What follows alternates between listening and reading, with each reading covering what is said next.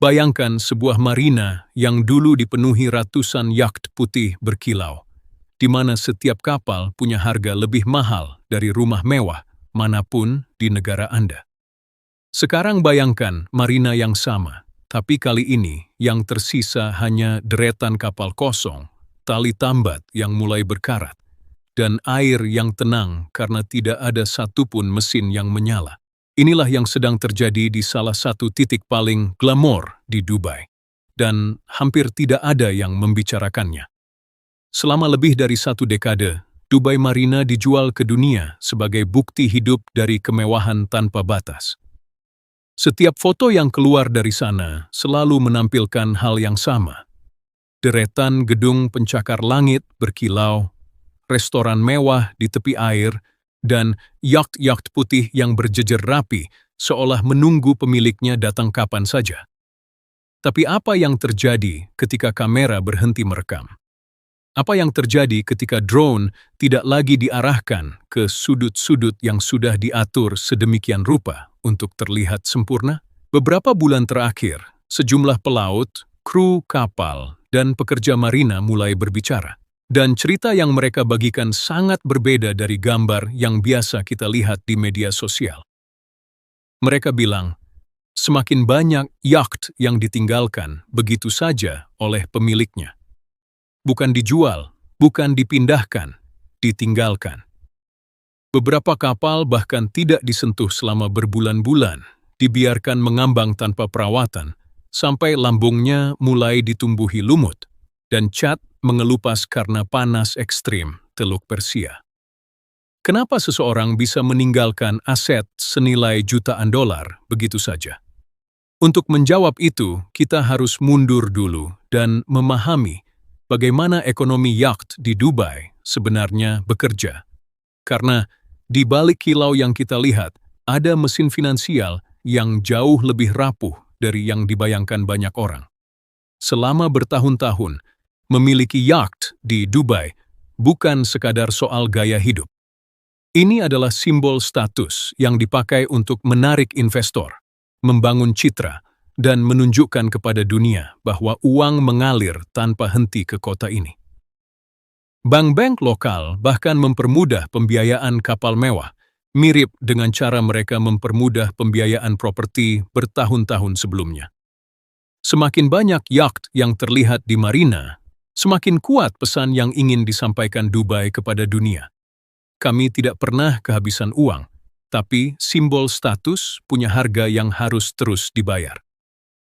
Biaya tambat di marina-marina premium, seperti Dubai Marina dan Marasi Bay, bisa mencapai puluhan ribu dolar per tahun, belum termasuk biaya perawatan, bahan bakar, asuransi, dan gaji kru. Untuk yacht kelas super yacht, angka itu bisa melonjak jauh lebih tinggi lagi. Selama ekonomi tumbuh dan uang terus masuk, biaya ini tidak masalah. Tapi begitu arus uang melambat, beban itu berubah jadi jebakan. Dan menurut sejumlah laporan dari orang dalam industri maritim di kawasan Teluk, arus uang itu memang mulai melambat. Beberapa faktor bertabrakan hampir bersamaan. Biaya hidup di Dubai naik drastis dalam beberapa tahun terakhir, membuat sebagian ekspatriat kaya yang selama ini jadi tulang punggung industri kapal mewah mulai berpikir 2 kali sebelum memperpanjang gaya hidup mahal mereka. Sementara itu, ketegangan geopolitik di kawasan Timur Tengah membuat sejumlah investor asing menahan diri untuk menambah aset baru di sana, termasuk kapal. Dan yang paling jarang dibicarakan, banyak pemilik yacht ternyata bukan warga lokal, melainkan investor asing yang menyimpan asetnya di Dubai justru karena regulasi pajak yang longgar. Begitu situasi finansial pribadi mereka goyah di negara asal, kapal-kapal ini jadi aset pertama yang ditinggalkan. Karena menjualnya pun tidak semudah itu di tengah pasar yang mulai jenuh. Disinilah bagian yang jarang diekspos mulai terungkap. Menurut beberapa mantan kru kapal yang membagikan pengalaman mereka secara anonim, semakin banyak pemilik yang berhenti membayar biaya marina tanpa pemberitahuan. Kapal-kapal itu lalu masuk daftar sengketa hukum, terjebak dalam proses klaim yang bisa memakan waktu bertahun-tahun karena rumitnya yurisdiksi pemilik asing. Selama proses itu berjalan, Marina tidak punya hak untuk memindahkan atau menjual kapal tersebut. Hasilnya, kapal-kapal itu hanya mengambang di tempatnya, membusuk pelan-pelan di bawah matahari, menjadi monumen sunyi dari kemewahan yang runtuh. Dan ini bukan cerita satu atau dua kapal. Beberapa sumber menyebut ada puluhan yacht dalam kondisi serupa yang tersebar di berbagai titik tambat di sepanjang garis pantai Dubai. Meski pihak otoritas marina hampir tidak pernah membicarakan angka pastinya secara terbuka. Yang jelas terlihat dari lapangan. Semakin ke pinggir marina, semakin banyak kapal yang tampak sepi. Jendela-jendelanya gelap, geladaknya kosong tanpa kru yang biasanya sibuk membersihkan setiap pagi. Sekarang, coba bayangkan efek dari semua ini terhadap ekonomi yang menopang seluruh industri di sekitarnya. Marina bukan cuma tempat menambatkan kapal. Ada ratusan pekerjaan yang bergantung langsung pada industri ini. Kru kapal, teknisi mesin, pembersih lambung, penyedia bahan bakar, staf restoran di sepanjang promenade, sampai pemandu wisata yang menjual paket tur yacht kepada turis.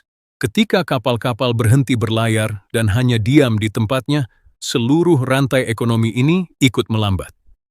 Beberapa pekerja marina bahkan mengaku jam kerja mereka dipangkas drastis dalam setahun terakhir, karena semakin sedikit kapal yang benar-benar dipakai untuk berlayar.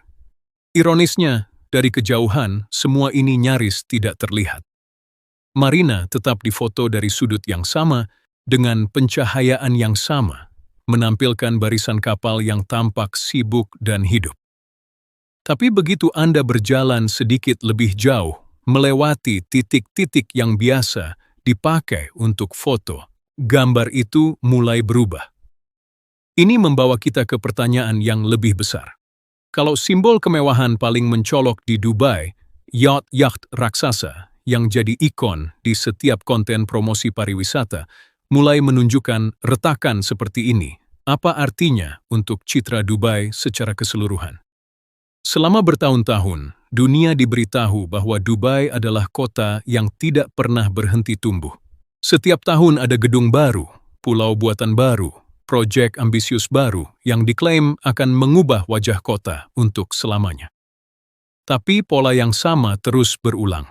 Proyek diluncurkan dengan gembar-gembor besar, difoto habis-habisan saat pembukaan, lalu perlahan menghilang dari perhatian publik begitu masalah struktural mulai muncul di baliknya. Yacht yang ditinggalkan di marina hanyalah versi terbaru dari pola ini. Bedanya, kali ini yang runtuh bukan gedung atau pulau buatan, tapi simbol kekayaan pribadi yang paling personal. Kapal yang dulunya jadi kebanggaan pemiliknya, sekarang jadi beban yang lebih baik ditinggalkan daripada dirawat. Dan jika Anda berpikir ini hanya soal segelintir orang kaya yang bermasalah secara finansial, coba pikirkan lagi, yacht-yacht ini adalah indikator. Ketika kelas orang paling kaya di sebuah kota mulai kesulitan mempertahankan aset simbolis mereka, itu biasanya bukan pertanda baik untuk fondasi ekonomi yang lebih luas di baliknya. Sekarang, mari kita masuk ke bagian yang menurut saya paling mengejutkan dari semua laporan yang terkumpul. Beberapa agen properti dan broker kapal di Dubai mulai melaporkan lonjakan penawaran yacht bekas dengan harga jauh di bawah nilai pasar wajar. Sebagian pemilik bahkan bersedia melepas kapal mereka hanya untuk menutup utang tambat yang menumpuk, tanpa peduli berapa besar kerugian yang mereka tanggung. Ini adalah tanda klasik dari pasar aset mewah yang sedang dalam tekanan. Ketika pemilik lebih memilih rugi besar daripada terus menanggung beban perawatan. Yang lebih menarik lagi, sejumlah kapal yang awalnya dipasarkan sebagai unit sewa mewah untuk turis kini mulai berpindah tangan ke perusahaan penyewaan dengan skema lebih murah, sekadar untuk menutupi biaya operasional. Yacht yang dulunya eksklusif untuk kalangan super kaya, sekarang ditawarkan dalam paket sewa harian yang jauh lebih terjangkau, Sebuah pergeseran yang, jika Anda tanyakan pada industri ini 5 tahun lalu, mungkin dianggap mustahil. Ini bukan sekadar cerita tentang beberapa kapal kosong. Ini adalah gambaran kecil dari pertanyaan yang jauh lebih besar. Apakah model ekonomi Dubai, yang selama ini dibangun di atas citra kemewahan tanpa batas, mulai kehabisan bahan bakar untuk terus menyalakan citra itu? Tentu saja, pihak otoritas Dubai tidak pernah secara terbuka mengakui adanya masalah semacam ini. Narasi resmi tetap sama. Kota ini terus tumbuh, terus menarik investasi, terus jadi tujuan utama orang-orang kaya dunia. Dan sebagian dari itu memang benar, setidaknya di permukaan. Tapi semakin banyak cerita dari orang-orang yang bekerja langsung di lapangan, kru kapal, staf marina, broker properti, semakin jelas ada jarak yang melebar antara citra yang dijual dan kenyataan yang terjadi di baliknya. Jadi, kembali ke pertanyaan awal kita. Yacht mewah yang ditinggalkan di Dubai Marina bukan sekadar cerita tentang beberapa orang kaya yang mengalami masalah finansial pribadi. Ini adalah retakan kecil pada permukaan yang selama ini dipoles sangat rapi. Dan seperti retakan lain yang pernah kita bahas sebelumnya di channel ini, mal yang mulai sepi, gedung yang berhenti dibangun, kawasan yang ditinggalkan penghuninya. Pola yang sama terus muncul. Kemewahan yang ditampilkan ke dunia dan kerapuhan yang disembunyikan di baliknya. Pertanyaannya sekarang, berapa banyak lagi retakan seperti ini yang harus muncul sebelum dunia mulai mempertanyakan fondasi sebenarnya di balik kota yang selama ini dijual sebagai simbol kemewahan tanpa batas? Kalau menurut Anda video ini membuka mata tentang sisi lain dari Dubai yang jarang diperlihatkan, subscribe, karena masih banyak cerita serupa dari kota-kota mewah lain yang akan kita bongkar satu persatu di channel ini. Dan tulis di kolom komentar, menurut Anda, apakah kemewahan yang kita lihat di media sosial selama ini benar-benar nyata, atau hanya panggung yang dibangun untuk menyembunyikan retakan di baliknya? Sampai jumpa di video berikutnya, ketika kita akan membongkar satu lagi rahasia yang disembunyikan rapi di balik kilau kota-kota termewah di dunia.